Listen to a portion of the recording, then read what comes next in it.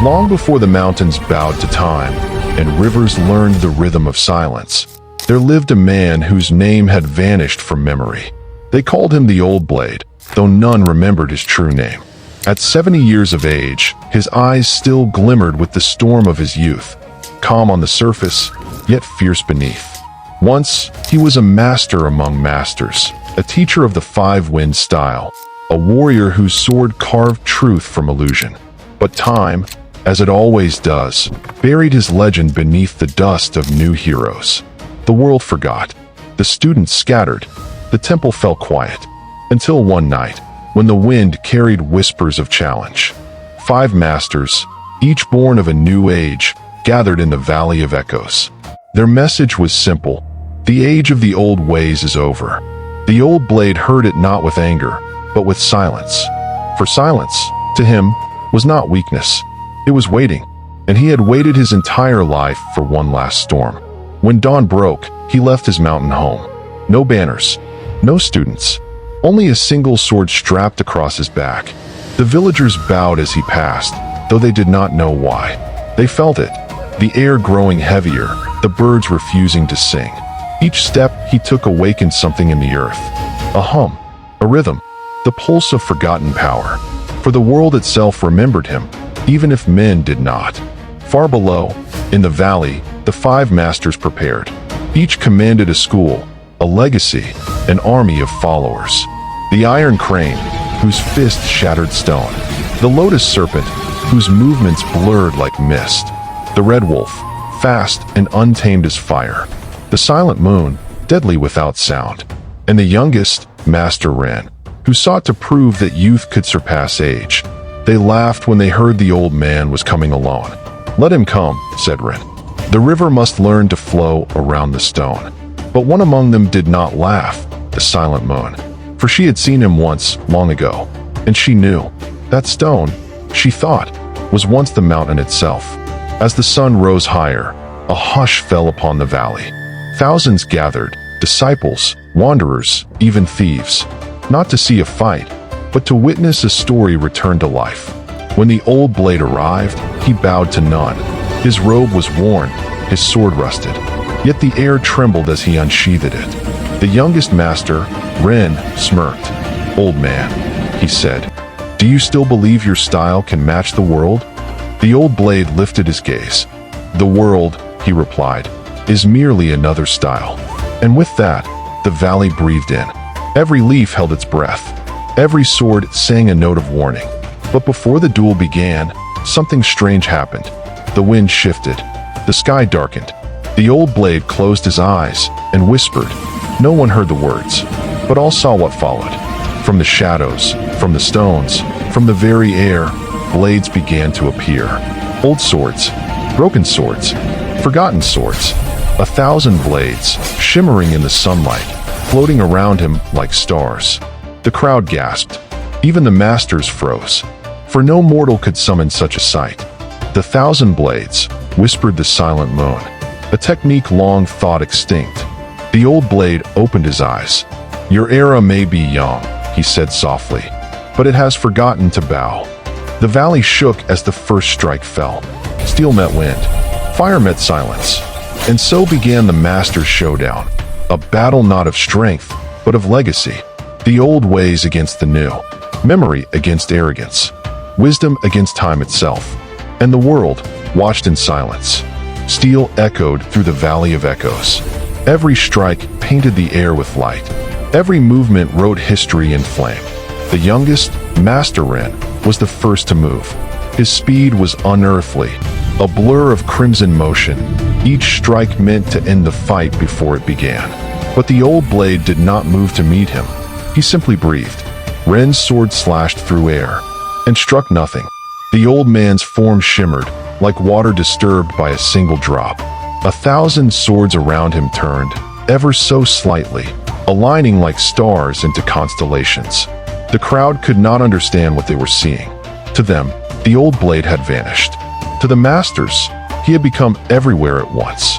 Ren lunged again, fury burning in his eyes. "How can a relic still stand before me?" he shouted. The Old Blade's voice was quiet, but it cut deeper than steel. Because relics are forged in truth, and truth never dulls. With a flick of his hand, the 1,000 blades moved as one. The sound, a storm of whispers, the voice of ghosts long forgotten. Ren's attack was swallowed whole, his sword flung from his grasp. He fell to his knees, trembling, staring up at the old man who had not taken a single step. "This is not power," the old blade said. "This is remembrance." The crowd erupted in awe, but among the masters, anger stirred.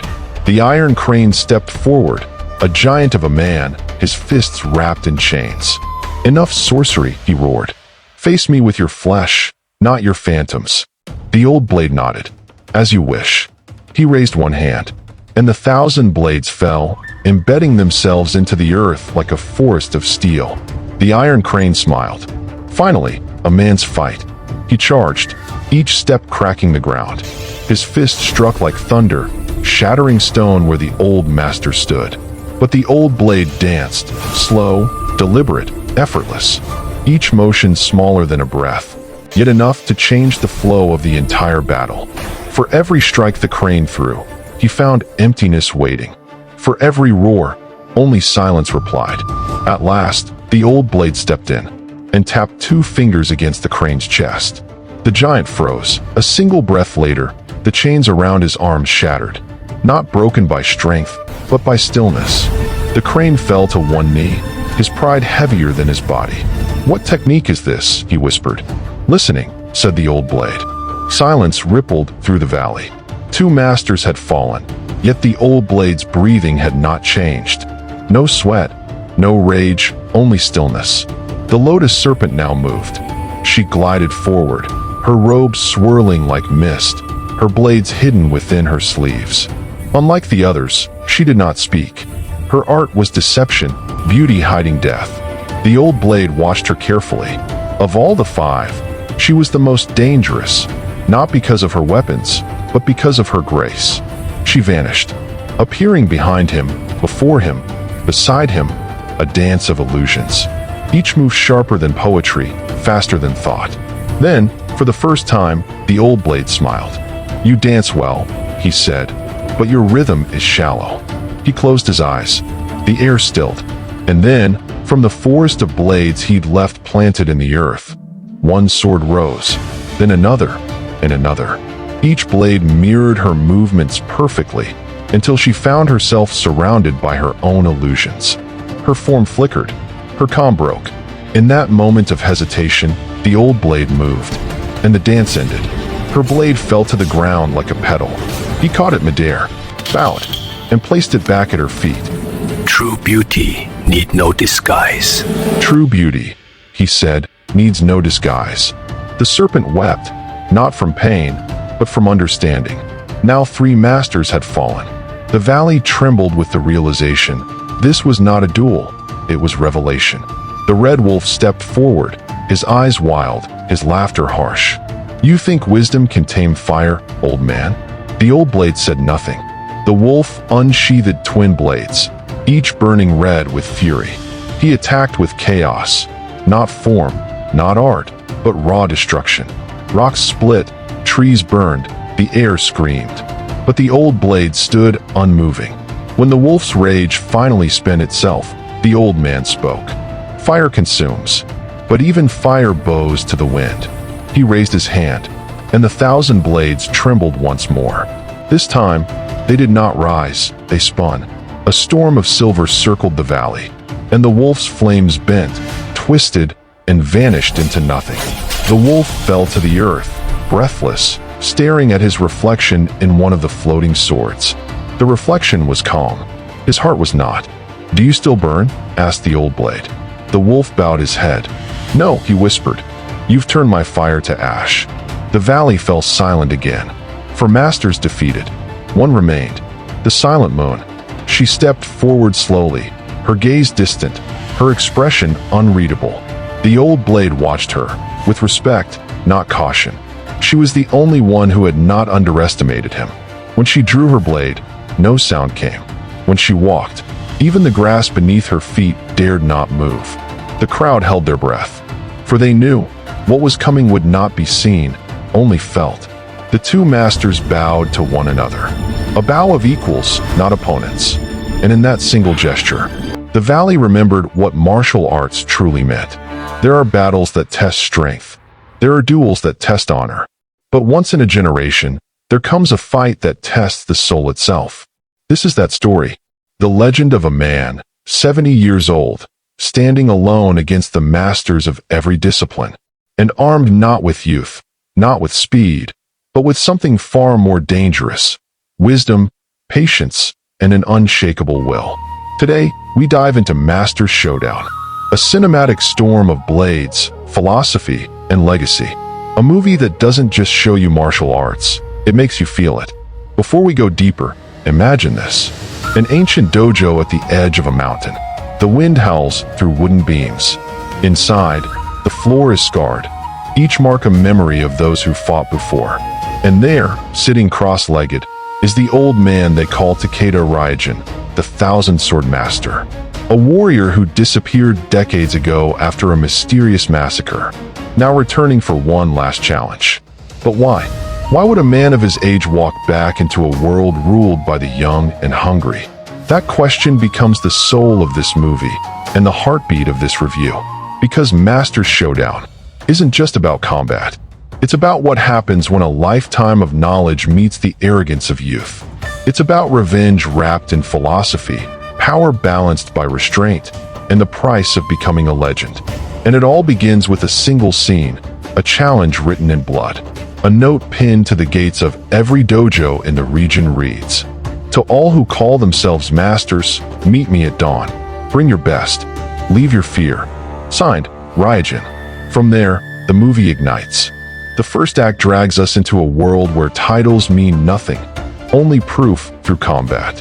We meet Master Han, the modern face of martial power, a man trained in both science and combat theory, who sees Raijin as a relic of the past, and Mei Lin, a graceful yet deadly sword dancer who believes emotion weakens the warrior's spirit. Together, they represent the new generation, efficient, emotionless, and arrogant in their perfection.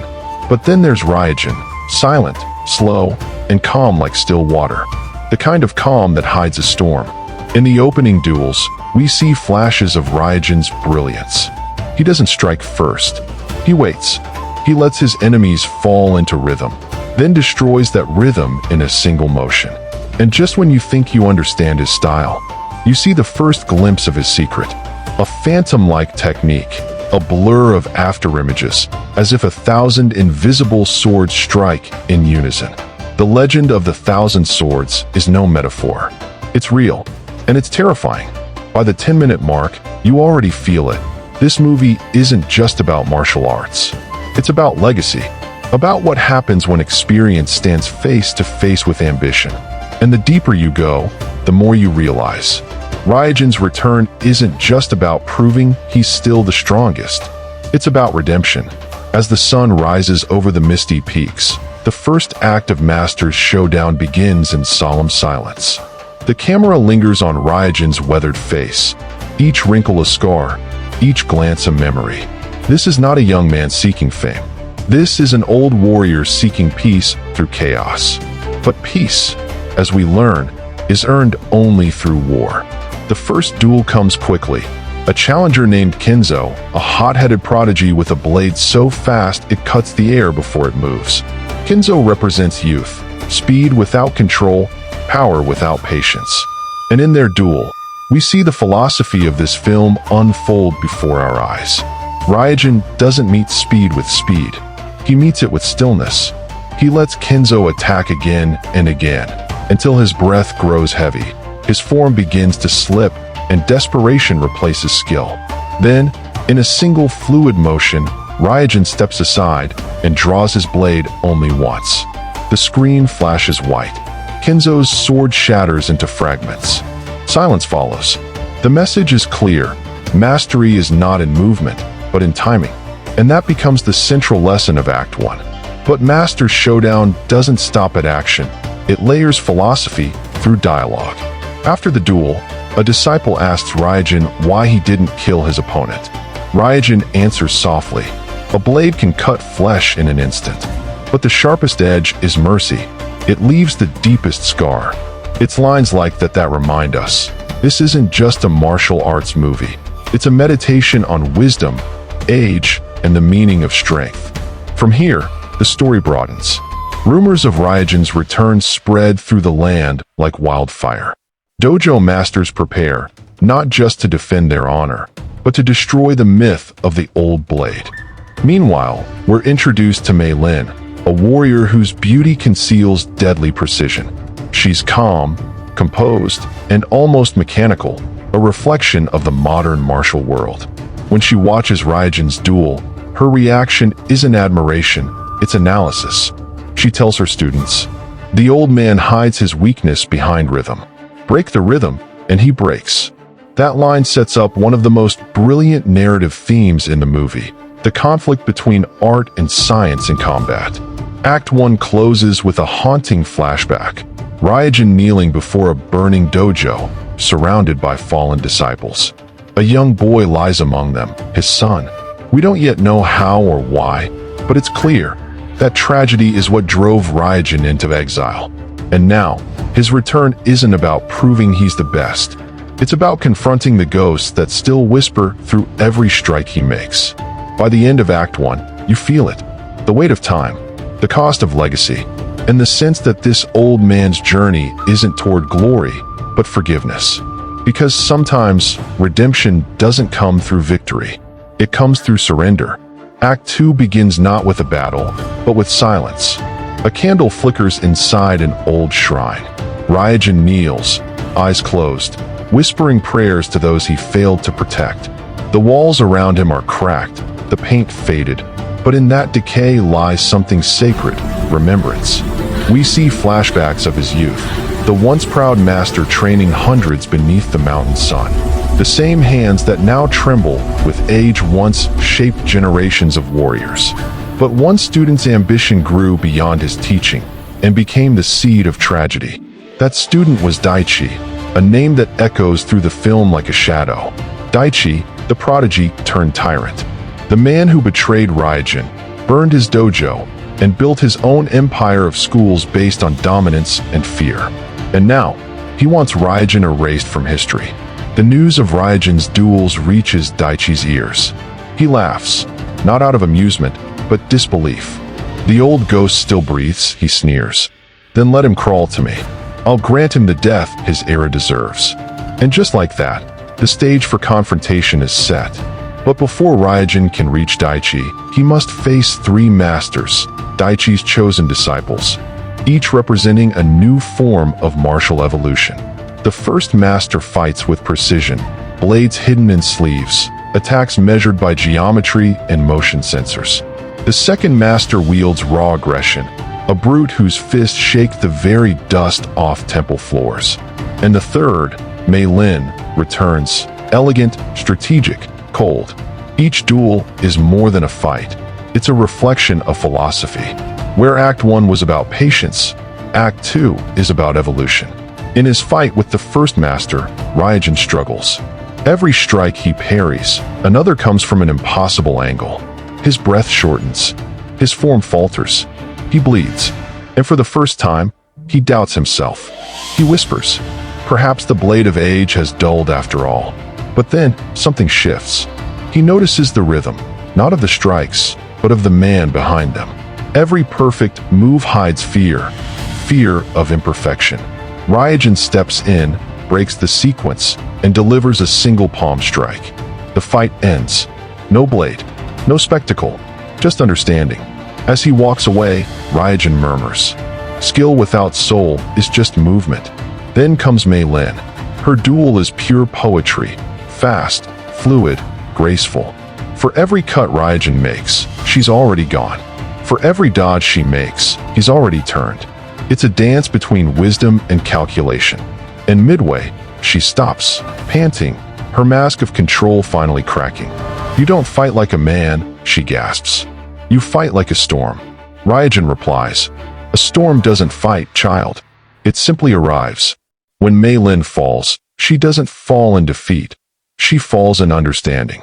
She kneels, places her sword at his feet, and says, I've studied every master, but none have taught me what you just did. Ryujin helps her up. The same mercy we saw before returns. And for the first time, we see the faintest smile on his tired face. But peace is fleeting, because Daichi is coming. His disciples are gone, and his pride wounded. He prepares an army, not of men, but of machines, fusing steel and spirit into weapons of precision death. Ryujin knows this is no ordinary battle.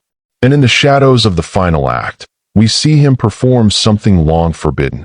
A ritual that awakens an ancient technique once thought to be legend. The Thousand Swords. In a dimly lit courtyard, he draws his blade and begins the ritual kata. Each movement slow, deliberate, sacred. With every motion, the air trembles, the leaves lift, the dust spins.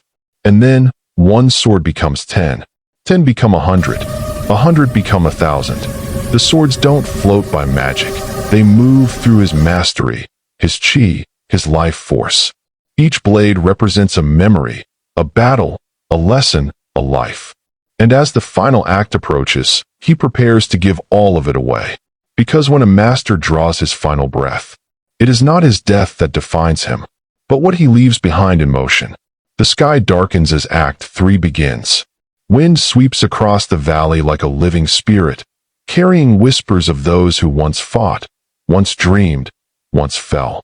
Daichi's fortress stands ahead, a towering monument of metal and arrogance. Once, this land echoed with the sound of bamboo and training chants. Now, it hums with the cold rhythm of machines. Ryujin walks the final path alone. Every step feels like a lifetime. His robe tattered. His sword glows faintly under the stormlight, not with power, but with purpose. He remembers the day he taught Daichi his first stance. The boy had trembled, eager and proud. Ryujin had told him then, "The sword is not for victory. It is for balance." But Daichi never listened. He wanted to rule, not restore. The gates open with a mechanical hiss. Daichi steps out, armored in obsidian steel, his eyes burning like coals. He smirks. "You shouldn't have come, old man. Legends belong in graves." Ryujin's reply is calm, almost sorrowful. "Then today, we'll see what's buried, and what still breathes." The duel begins. Sparks flash. Steel roars against steel. Every strike shakes the air like thunder. Daichi fights like a tempest, brutal, precise, relentless. Ryujin parries each blow with grace born of time itself. He doesn't rush. He doesn't force. He simply flows, the mountain to Daichi's storm. But time always wins. Ryujin begins to falter.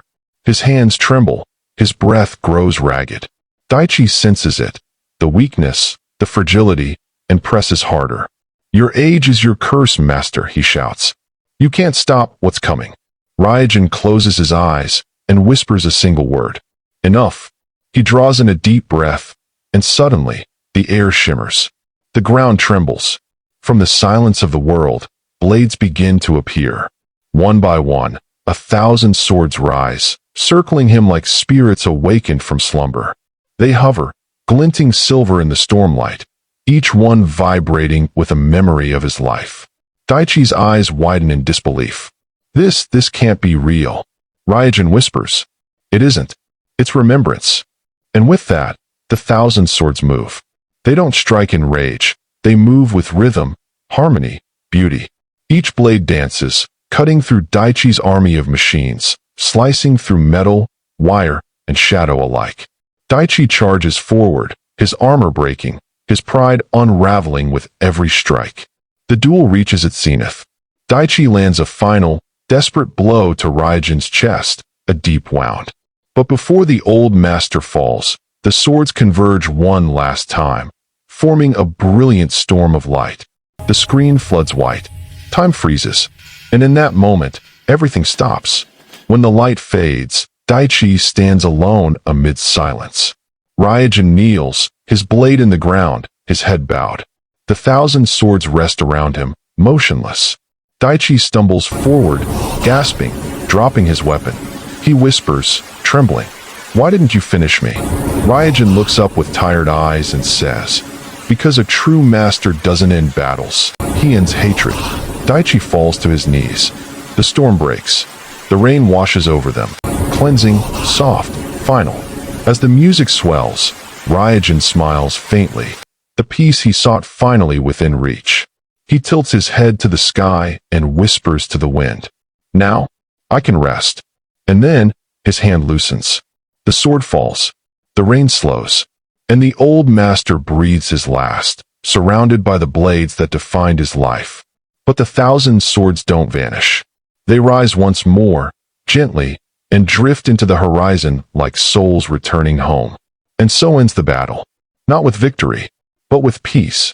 When the final rain falls and the valley quiets, Master's Showdown leaves us with something rare, silence that speaks louder than any sword. Not the silence of death, but of understanding. Ryujin's journey was never about defeating Daichi. It was about confronting what time takes from us, our strength, our pride, our place in the world, and realizing that what remains is what truly matters.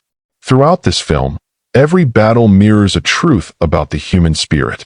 Kenzo showed us that passion without patience collapses into chaos. Mei Lin taught us that logic without emotion is hollow.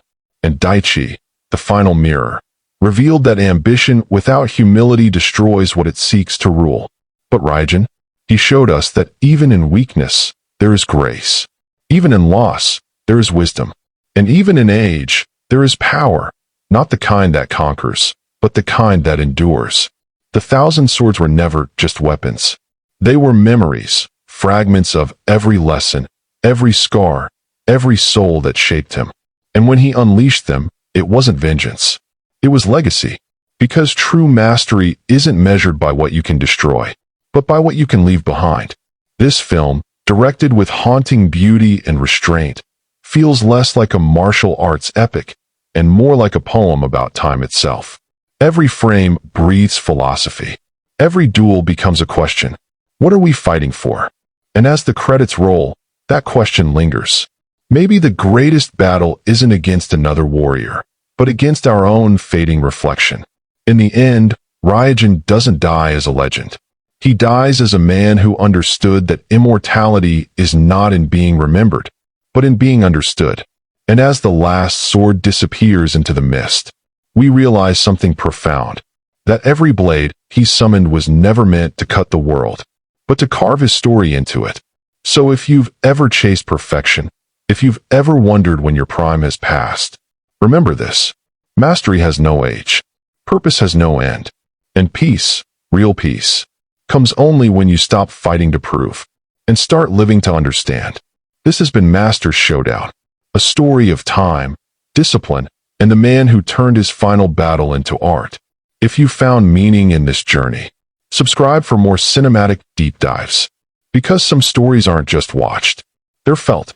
Until next time, keep your sword sharp and your spirit sharper.